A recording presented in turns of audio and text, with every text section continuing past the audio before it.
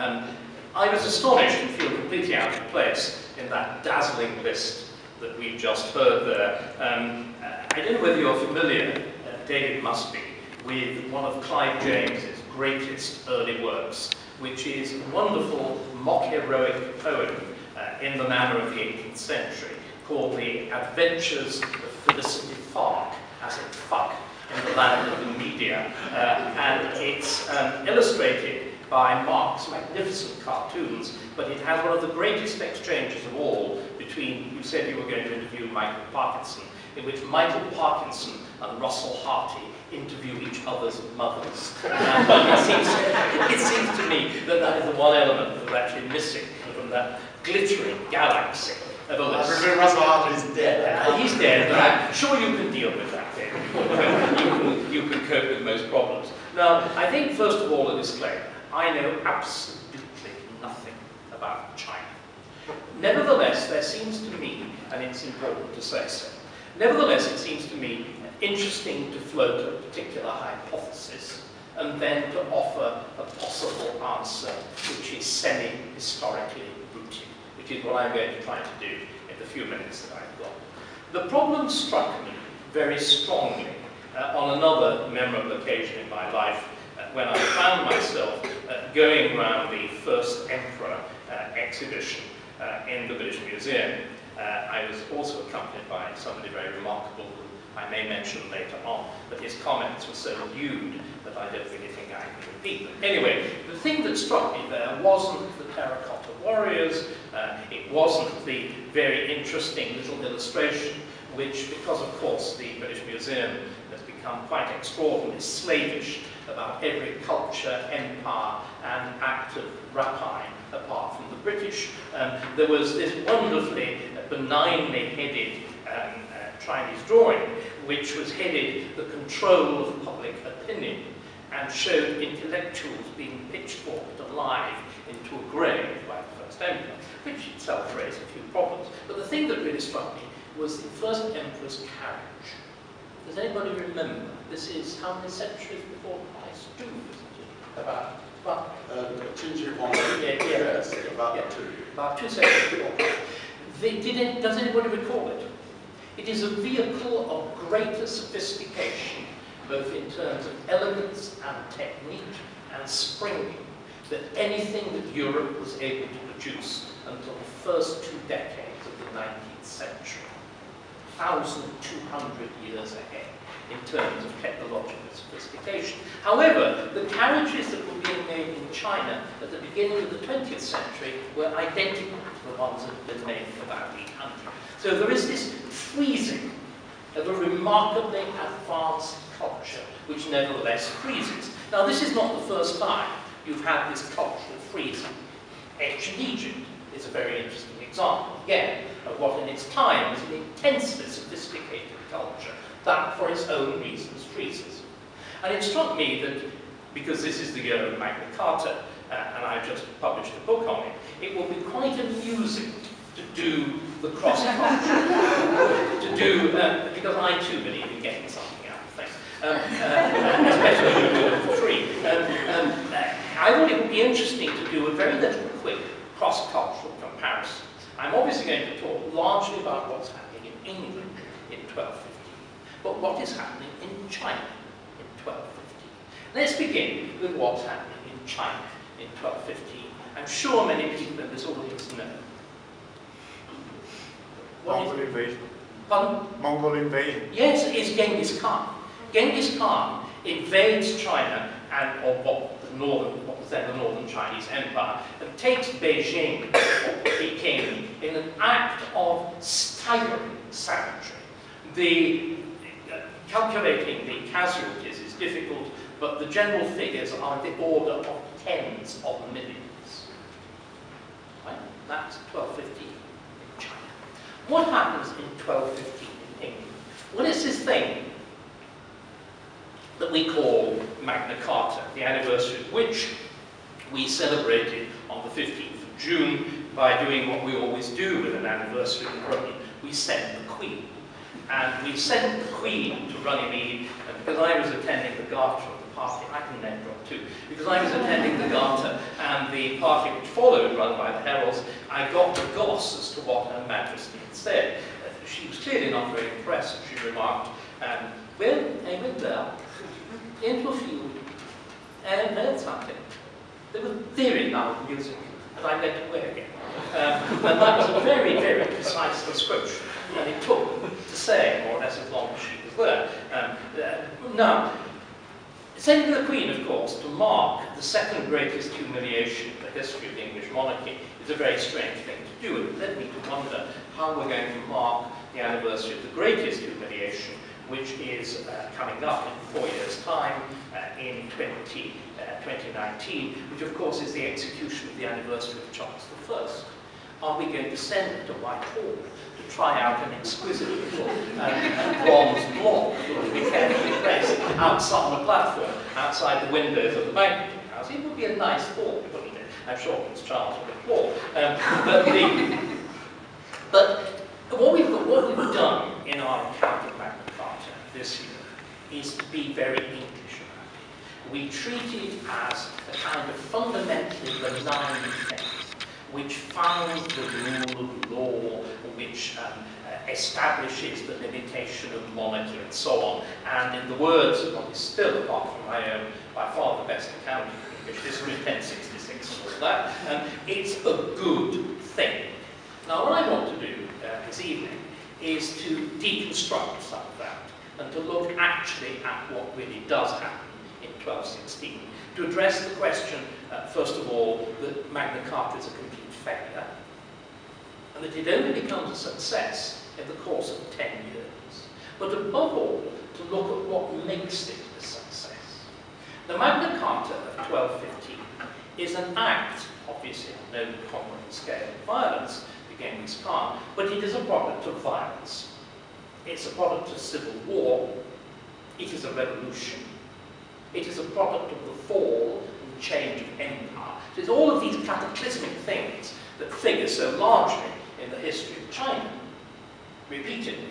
But what is more interesting about it, it is essentially the Magna Carta that we have, the reason that we're celebrating, the reason that it is the progenitor, the direct progenitor of all our political institutions. Parliament goes back in a lineal descent to that Magna Carta decade, 1215 to 1295.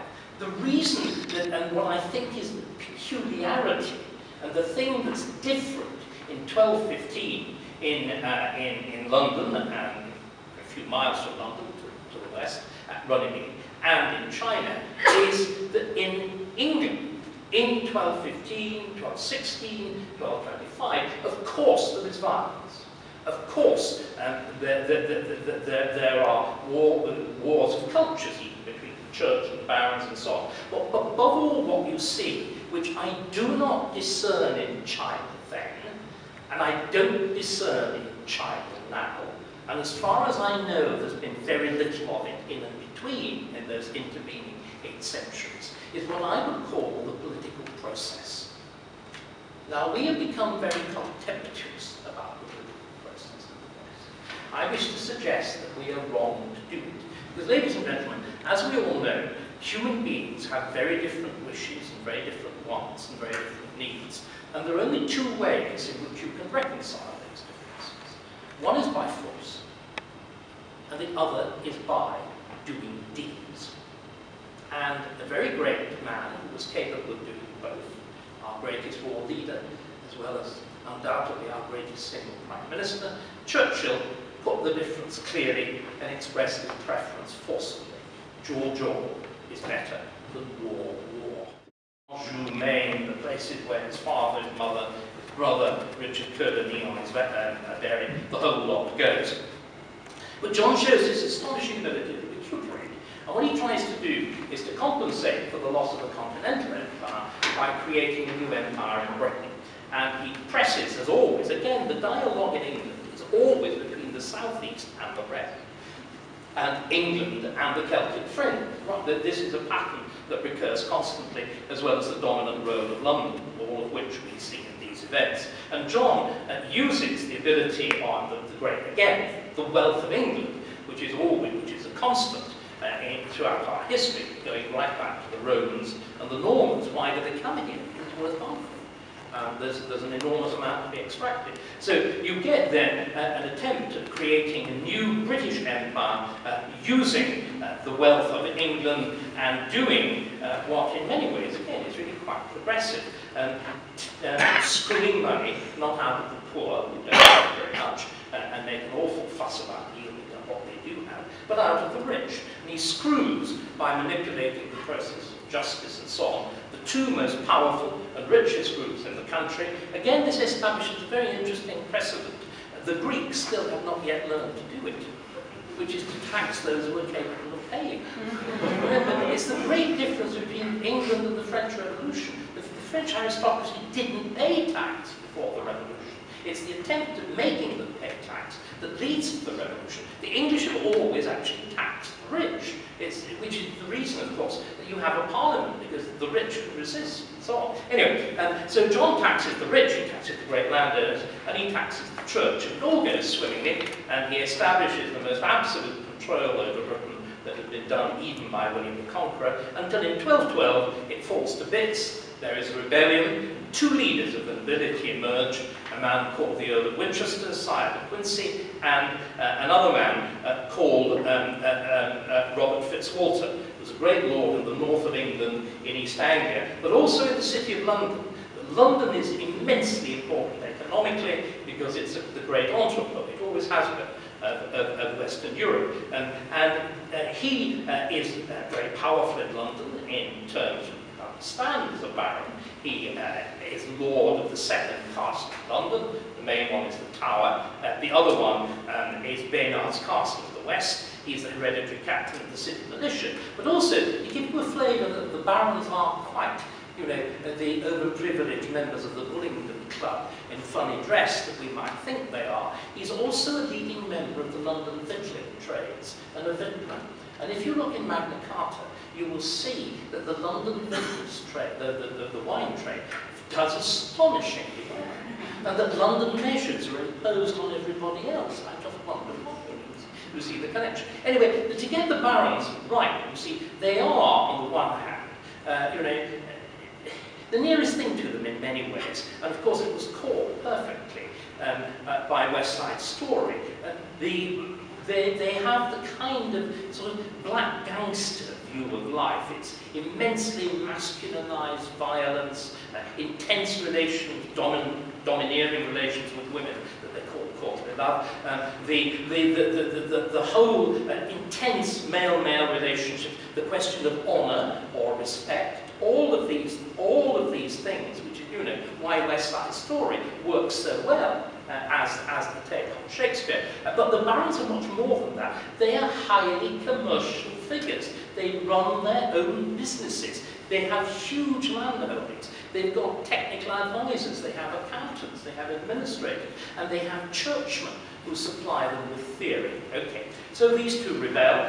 They threaten to, they try to assassinate John, or what would have been much more amusing, to hand him over to the Welsh. That would have been very jolly because he's just executed 22 aristocratic young Welsh hostages. So I think the kind of death that he would have experienced would have been an interesting one. Anyway, the rebellion fails, but John loses confidence. He buys off the church. He does a great deal with the church. He tries to recoup the huge land that he's lost in France by mounting an exceedingly ambitious invasion of France. And again, John is nothing if not ambitious. He conceives of a kind of huge, sort of church-scale invasion. You absorbed one from the west and another from the east. You put together a European combine of powers. The only difference with Churchill is that it fails completely, staggeringly, utterly.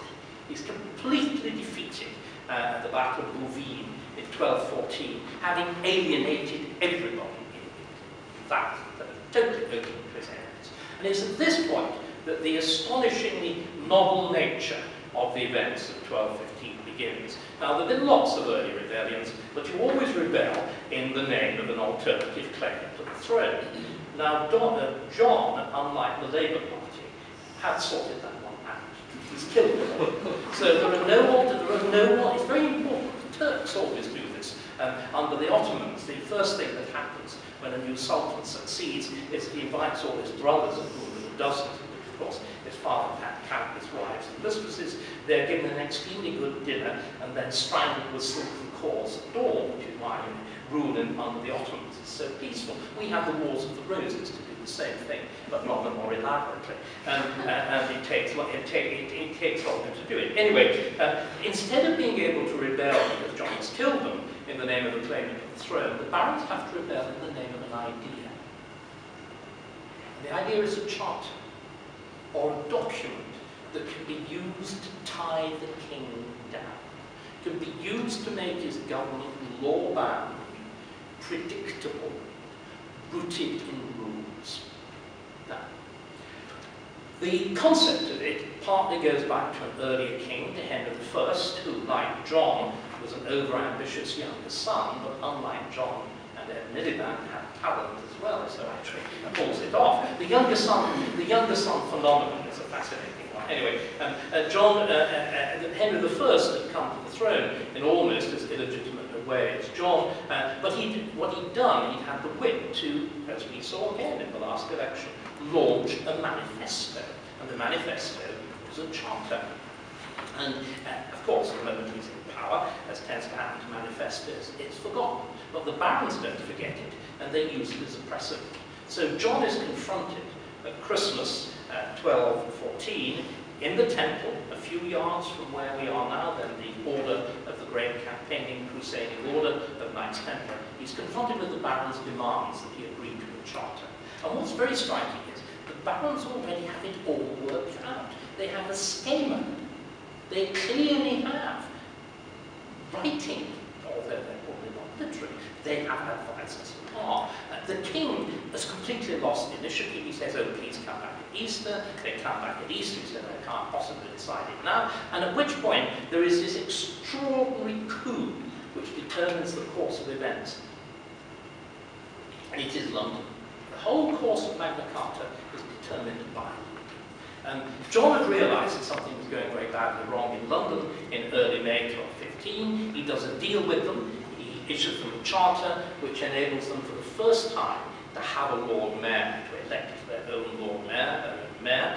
But the City of London, which of course has become as rich and vastly important as it is, as we all know, by selling its own grandmother, the moment it's got to deal with the king, thinks, well, can't we get a better one with the barons? So using Robert Fitzwalter, of course, who's got all these London connections, they open negotiations, they get the deal they want, and on the 17th of May, the gates of the city are secretly opened to the barons, at which point John loses his capital, he loses his administration, he loses what's left of his treasure, and he loses his prestige within a fortnight.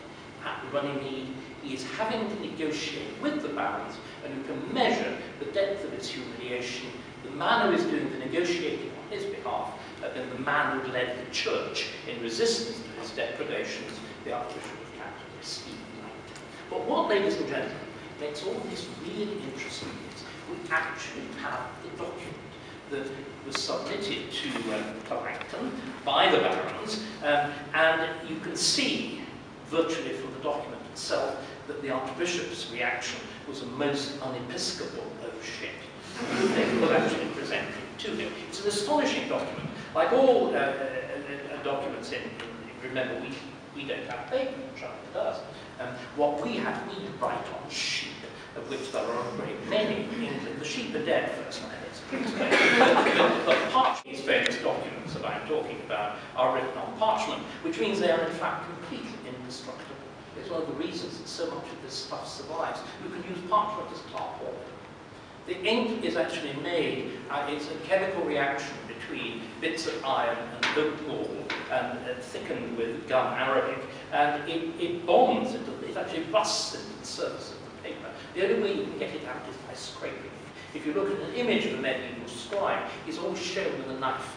That's partly to cut his quill, but also to erase, razor, scrape out. Anyway, we have this bit of sheep that was presented to Archbishop Langton. It's astonishing. It's sheep turned around. So it's in memo form. And it's the sort of thing that David does to you when you negotiate a point bung, bung, bung, bung. In literally, what the whole thing you do, or I do with an email, one line in about 10 words, no more. And what do we put at the beginnings of those lines nowadays, David? A one or a two, or sometimes simply a bullet point.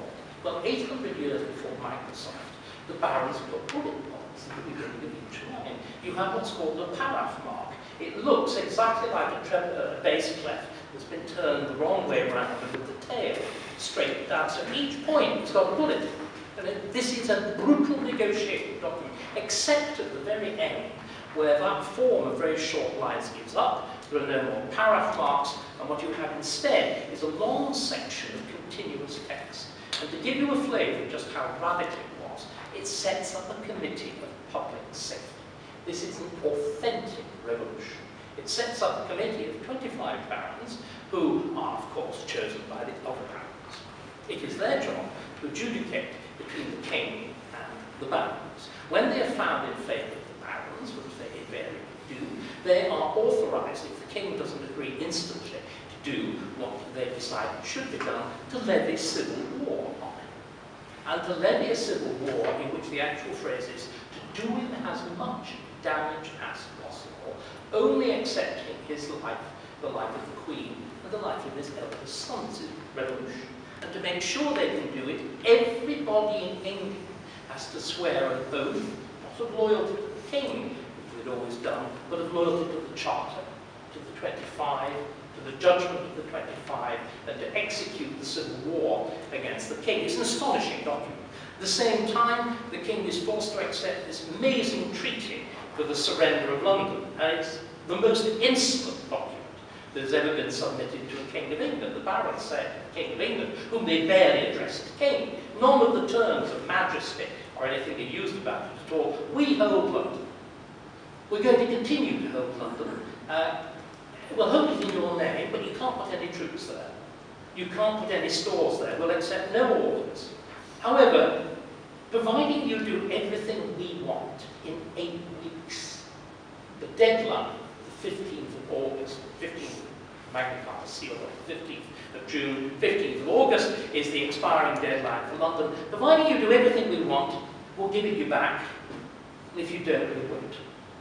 This is why, of course, John instantly, although he's forced to agree to it by the capture of London, instantly begins to see how he can undo it, how he can be released from his oath, which is actually quite easy, because of course Magna Carta is extorted by force. And as we've discovered in the whole law of sexual relations and consent, force removes consent. There has to be true consent for a contract to be valid. And the result of all of this is the barons have gone too far. This is, if you like, a Russell Brand moment. And although John had absolutely no supporters before Magna Carta, after Magna Carta, he finds himself in a position that he can mount a very effective campaign against the barons' leaders, and England descends into full-scale civil war, which John starts to win overwhelmingly. In response to this, terrified of penalties of treason, the barons go off, and what do? They surrender England to the French. They commit the most overt treason. It's always Fitzwalter and De Quincey, they're literally blood brothers. They go off to France and they offer the kingdom to Philip Augustus and his son, Prince Louis. The French accept. Louis, who's an outstanding soldier, invades, and of course, Louis has the advantage of having all the weight and power of France greatly strengthened by the loss of John's ancestral lands, but he also has something else. He has London. He is able instantly to walk into London, to be hailed at St. Paul's, to undergo a form of inauguration, to have the assembled baronage swear to him, and John collapses completely. And within a few months, it looks as though the Angevins will be finished, and England will be subject to a new French conquest. We're going to go right through the process of the Norman conquest again. And then John dies, famously having lost all his baggage in the Wash, which is not Bosch, you know, it's the area of quicksand to the north of East Anglia. Dies at Newark Castle, allegedly in the circuit of the underripe peaches and is carried off to be buried at Worcester. And at this point, ladies and gentlemen, everything changes. And instead of force and violence, we have the remarkable operations of politics. First of all, John is succeeded by his son, a little boy, 9 years old. So what we see first are the remarkable operations of sentiment, to which the English are quite peculiarly prone, as they're not very intellectual people. We saw a very similar case with Prince George and little Princess Charlotte. Remember, the entire nation, kind of sickly lady in that fashion. Anyway, there was a kind of very similar moment in 1216 when the little boy is crowned, and there's this sweet little ceremony in Gloucester. Of course, the French are occupying Westminster and have all the regalia, and a little set of robes is made specially for him. And he's crowned with his mother's garland, and the nation goes, oh, we can't do that, can we? But at the same time, you have this genius, political genius of a regent, a man called William the Marshal. He had been loyal to John, despite having the king having treated him badly. He'd been loyal to Magna Carta, he's loyal in the Civil War, he's loyal to the young king, and he does something truly and genuinely astonishing. As a royalist, he reissues the baronial document of Magna Carta. But what he does, he Sir Humphreyizes it. England already has a yes minister. Quite remarkable. The text of the Magna Carta of 1216, which is the Magna Carta we actually remember, although we don't, if you understand what I mean, the text we always look at, is a third shorter than the Magna Carta of 1215. The Magna Carta of 1216 is about 3,000 words. The Magna Carta of 1215 is 4.5. The Magna Carta of 1215 is 60 clauses. Of 1216, 40. What's left out? Everything that's difficult, controversial. It's wonderful. There's a total Sir Humphrey clause in set well. The question of the 25. The question of levying civil war against the king, the business of the treatment of Jewish bankers, the question of forest law, the question of how we authorise taxation. It was quite right all these appeared in the first charter, because they are very important. However, they're a bit difficult, so we've set up a committee. Then this is authentic, yes, minister. The whole lot is shunted off into a committee. One or two things emerge from it, like the Forest Charter or whatever, but basically all those difficult, controversial questions which had led to the renewal of civil war are simply parked. And what you get instead is a compromise, a genuine compromise document, in which nobody gets everything, but everybody gets something. The king and the regent don't get all they want, the barons don't get all they want, the bishops don't get all they want, even the church doesn't get all it wants, but everybody gets enough. And the result is that from this absolute slough of despond of the House of Anjou, you recover, William the Marshal wins a great battle, and astonishingly, the French have to retreat. But there's still a big question mark which hangs over that reissued charter. It had been reissued only in the name of a boy of 9. Where's the question of free consent? A boy can't give it. 9 years later, in 1225, the question is settled by the intervention of the Archbishop of Canterbury, again, Stephen Langton. And he is determined to secure the reissue of the charter by free consent. Now, you may have noticed this is the first time I've hinted at principle. The first time I've suggested that this political process would be driven by principle. Well, I hate to disappoint you. Led by the Archbishop of Canterbury, the king is persuaded by the technique which would become so very familiar. Two questions regarding Britain and England first, and then I might interject a thought about an explanation onto the equivalent of China. Would you then say that you mentioned the anniversary of the execution of Charles I in 4 years' time, who, of course, for which Cromwell and Parliament was principally responsible. Would you say that Magna Carta was, in fact, the highest authority that Cromwell had in bringing Parliament about during Charles's reign? No, Cromwell is extremely Oliver. This is Oliver, not Thomas. Yes. That we become. Sorry, not bloody Hilary Mantel. This is bloody Oliver. You needn't turn it off. This is Oliver Cromwell. Oliver Cromwell is very rude about Magna Carta. He calls it Magna Carta. He takes a very different view of power as being essentially ordained by God.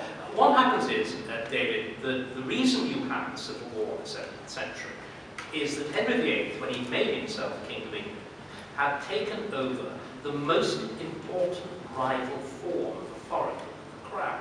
Again, you see, my understanding is, in China, as is also the case in the Islamic world, there is no real separation of church and state. And what is very striking in the medieval West, England takes an extreme form, not for nothing we have Becket, and the clash between Becket and II, and all the rest of it. The church in the Middle Ages had been the body that had taken over Magna Carta after Langton's Rome in 1295, and protected it by the penalties of excommunication, and of course enforced it on the king by the oaths that it imposed upon the king at the time of his coronation. The king's coronation oath was derived directly from Magna Carta and was seen as a kind of contract. But of course, once the church had been taken over by the king, it completely ceases to play this part. And there's this astonishing reversal in the role of the church in the 16th century. From having been the body that was most able to put a brake on the king, the Anglican church becomes the most supine, king-worshipping, absolutist body you can bloody well imagine. Cranmer, at the coronation of Edward VI, Henry VIII's son in 1547, spends a whole of his time apologising. He apologises for crowning the king because it's paganism. He apologises for anointing him because it's even worse than paganism, it's wicked superstition. And also he can't do anything because the king is so holy. And above all, he emphasises he's got no power to hold him to the oaths which he administers. So the church then becomes supine. And the king's powers explode. It's taken over the only rival body, which is why you have, first of all, the Stuart absolutism, and at the same time, why there's this extraordinary reversal of roles. The only people who advocate absolute power for the church, for the king under Charles I, are Laudian, what's the word I want, divines, and the common lawyers who have been the most aggressive agents of royal power suddenly discover liberty in the early 17th century. It's very striking. You won't find a peep in the Middle Ages of lawyers advocating individual liberty or anything like this. It's a complete myth. Magna Carta does not lead to trial by jury. Magna Carta does not lead to habeas corpus. The only thing that leads to trial by jury is that the Lateran Council of 1215 forbids trial by ordeal. So you've got to think of another way of doing it. You've got to think of another way of condemning criminals. And things like habeas corpus and prohibitions were developed not to protect the liberty of the individual, but to protect the king's courts against the church. So you get, the story is one of astonishing. I must go back to school to see, because I still don't quite understand why Oliver Cromwell thought that Magna Carta was the Magna Carta, because I would have thought it gave him more authority in terms of presenting Parliament. It didn't give him enough. It didn't give him enough. But nonetheless, yes. It didn't give him enough. I mean, but again, you see, David, it's the Americans descending from Edward Coke who venerate written constitutions. Yes. In 1628, against James I and Charles I, there was a serious attempt to make Magna Carta a genuine written constitution that would be above the law, that would be above the king, and just like the American Constitution. And the American Constitution descends directly from that, which is why if you go to the Magna Carta exhibition in the British Library, you will see drafts of the Constitution and of the Bill of Rights. They're all there. They consciously descend from this. We don't do that. Okay, I'll just make one reference to, an attempt, I'm no scholar as such, but in the case of China, of course, we had no incidents of antiques establishments because we don't have a religion as such. I mean, we've always had a secular religion called Confucianism. and in fact Buddhists, of course, came from India, and we never had a religion as such, so there was no schism between religion and state, and we've had 4,000 years of dynastic empire, where I think why we don't have the kind of uprising the West, or in the case of Britain, is one of geography. Because if you think that China is so vast, if you want to have 25 barons together, it will take them about 5 years just to meet somewhere. And this dispersed population and the assumed power of the king has actually made it very difficult. I mean, I don't know whether that's an explanation, but that's just a common sense observation that that was the other reason. And indeed, the last dynasty of China was not by Han, it was actually Manchurians who were not Chinese as such. So, you know, you do have incidents of foreigners coming in and taking over the dynasty. And of course, the extraordinary thing is that we still talk about China as an ancient dynasty with thousands of years, what I call a Henry Kissinger view. But actually, modern China of the 20th century was all shaped by democracy, republicanism, capitalism, Marxism. They're all Western thought. But listen, we're 7 o'clock, unless there's one more intelligent question. Yes, okay, try it. Right. It's intelligent. If Magna Carta wasn't the game changer that we're all sold it as being, what moment in British history, or as you say, you don't know Chinese so much, was the biggest game changer? Was it Henry VIII? Was it something else? What's your moment? No, I think the Magna Carta process from 1215 to 1225 is the foundation of our political system. I mean, it really is absolutely transformative. What Henry VIII does is undo it, and mean that you have to redo it again in the 17th century. And what's very striking in the 17th century, you undergo exactly the same process of kind of Hegelian process, you know, a dialectical process. You know, you have thesis, antithesis, and synthesis. You first of all have the fanatical extremities, and they are fanatical extremities of the English Civil War. You know, we're talking about France. The French are such jolly-come-latelys. We try and publicly execute the king 140 years before they even get round to thinking on it. But Cromwell and his merry men are an absolute wild extreme. And that civil war ends, sorry, that revolution ends, which, you know, all its aficionados like Christopher Hill or whatever won't admit, it ends in total, complete and utter failure, like the first Magna Carta. The Restoration of 1660 brings back an effectively untrammeled monarchy with the thing that's really dangerous. He's got a supine parliament with its stuff with cavaliers, and it's also a very intelligent, clever, cynical king, unlike his father, Charles II. And the only reason that as it were, things are rescued is that his brother is stupid and Catholic and succeeds, James II, at which point the Tories, who've been the die-hard supporters of the king, joined with the Whigs in a highly modified form of the revolution, which we call the Glorious Revolution of 1688-89. And again, this same process is striking in the 19th century. 1832, the Reform Act, which first broadens the franchise. Because again, you see, the great peculiarity in England is that groups wanting access to power don't want to destroy the political structure, they want to share it, including right up to women and the campaign for the franchise in the late 19th and beginning of the 20th century. But the first broadening of the franchise in 1832 is a consciously revolutionary act, imposed again by a group of high nobles, the Whig aristocracy, who consciously see themselves as reenacting the role of the barons of Magna Carta. And there's a wonderful bas relief at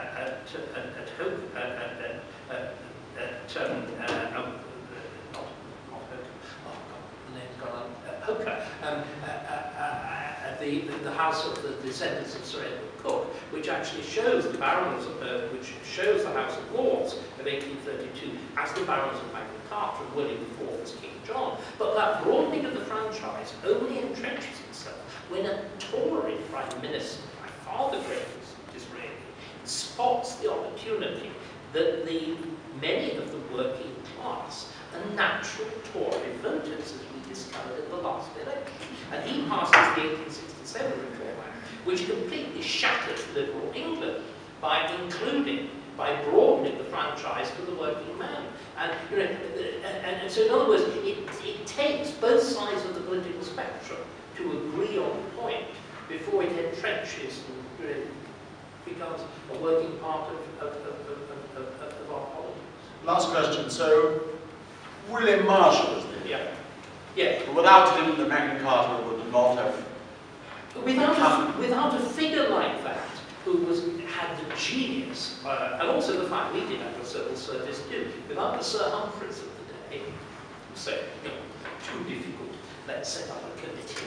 David, continuation of my question. So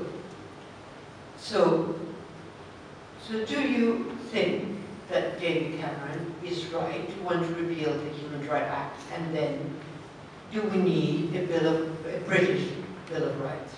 Certainly, I think not only do we need a British, or it may be by that point English Bill of Rights. Remember, Scotland has got a separate legal system.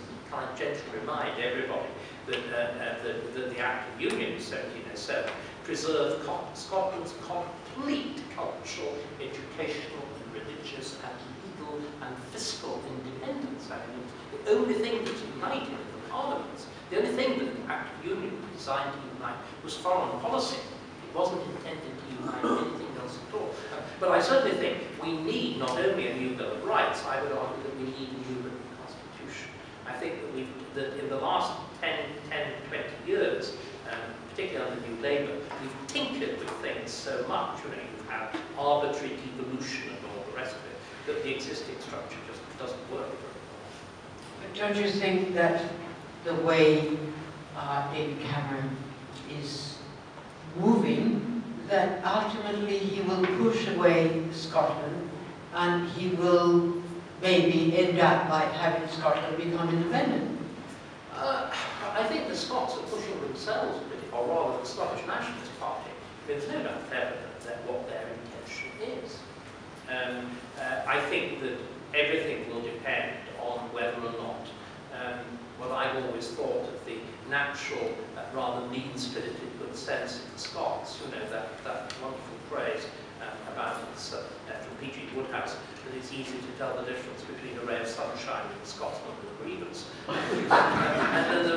It's the Scottish National Party, it's a kind of articulation of that. And I don't really believe that most Scots are discontent with the Union.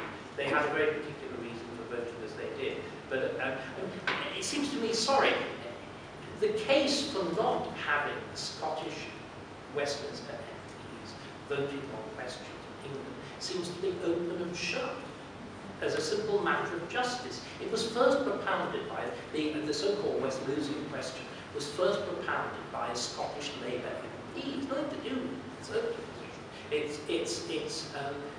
Well, happens to be a baronet as well, and he argued in the absolute injustice of English policy, possibly being set by Scottish MPs who cannot vote on those questions as far as they relate to Scotland.